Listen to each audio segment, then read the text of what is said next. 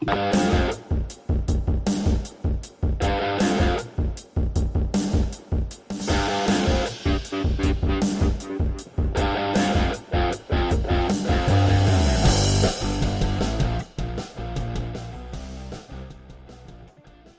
morning, hockey fans. This is Stephen Heisler with HeisHockey.com, the Victorious Hockey Company, and the Junior Hockey Discussion Group on Facebook.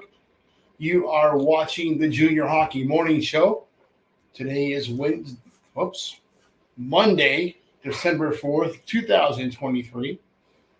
We are on the World Sports Broadcasting Network, WSBN.TV, Facebook, Twitter, YouTube. Hope that you guys enjoyed your week. Sorry that last week I was completely out of regular rotation of things this week. What is the best junior league? That is today's topic.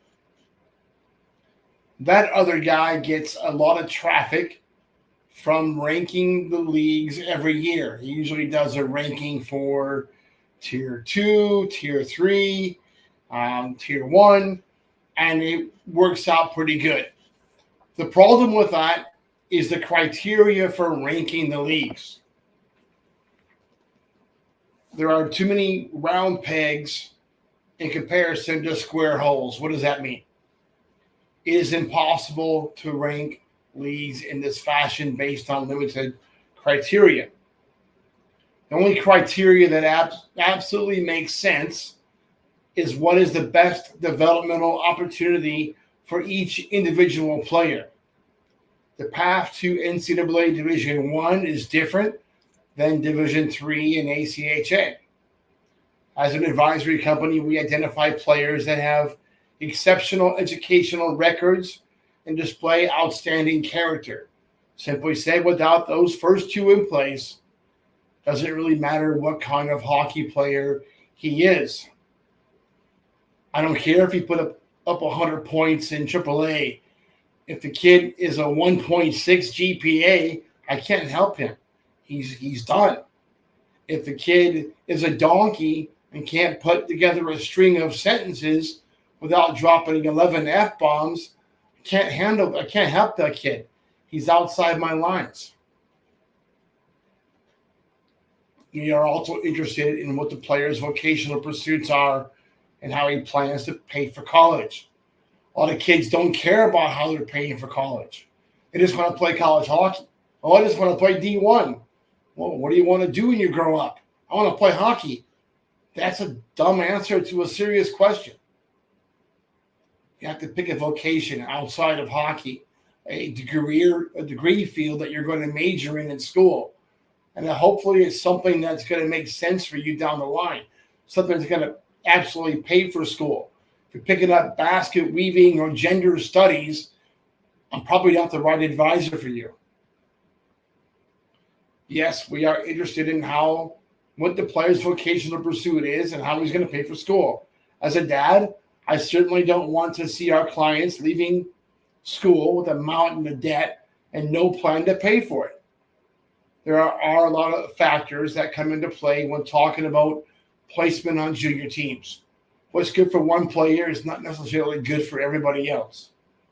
The age of the prospect, geography, the maturity often determines the scope of destinations. What others fail to mention is the hard data associated with the number of players actually playing Division I NCAA hockey games. 85% of those kids are coming out of three leagues: the BCHL, the USHL, or the North American Hockey League. That's it. Players with less than a season and a half in one of those leagues should be focused on the NCAA Division III or ACHA club levels. That'll be a hard pill to swallow for most players and prospects, just the way it is. So what leagues deliver the best opportunity? It really depends on where you start junior hockey, where you play AAA or AA hockey, your academics, and how you plan on paying for school. Clearly, the USHL, NAHL, and BCHL are the top leagues for NCAA Division I prospects. The very best leagues for prospects targeting the top NCAA Division III schools are the North American Hockey League, Alberta, Saskatchewan, and Manitoba Junior A leagues. The USPHL's NCDC division has done a remarkable job of providing an almost free-to-play path to East Coast NCAA Division III hockey programs. Yes, some NCDC players are getting to Division I, but take a hard look at the number of actual game minutes those kids are getting. The evidence proves that the kids would have been much better off at D3. I love the EHL and their approach to being content with the role of being Division III targeted. They're actually doing a better job in that role than the NCDC. The remaining Canadian Junior A leagues also fall into the Division III talent pool and remain a good developmental option for players targeting that level of collegiate play. I do not see any advantages that the NAHL, NA3HL, the USPHL Premier, and Canadian Junior B leagues have over one another. Families need to consider personal factors such as geography, cost, and targeted schools when making those decisions. First-year junior players need to find a pathway to the targeted level of college hockey. If able to crack an NAHL, BCHL, or USHL roster, awesome. Great job. At the same time, failing to do so does not mean the end of the dream. For most, the first year of junior hockey after high school provides the perfect time to totally focus on the player's individual game. How that season is approached can easily determine what happens for the rest of the player's career.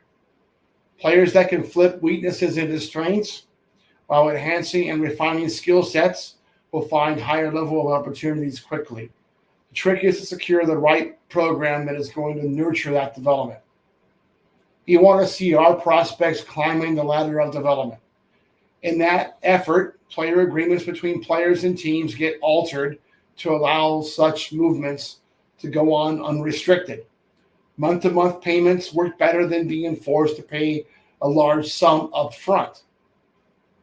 Teams are more likely to be open to changes when negotiating with an advisor that has a lot of volume, because they know that those negotiations can lead to more players down the line. There are good and bad operators in every league. That's inevitable. Trying to navigate the pathway between youth and college hockey without a reputable advisor can be very costly. A good advisor will save the family many times more than the annual fee.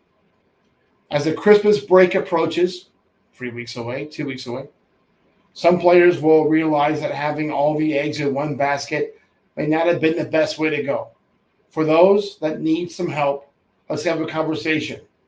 Now, not tomorrow, not in the off season, but now is the time to start lining up opportunities for next year. Got through that, Tommy. A little bit of coffee here and there. Until tomorrow, hope that you have a great day in hockey and enjoy your coffee. Now I messed up completely.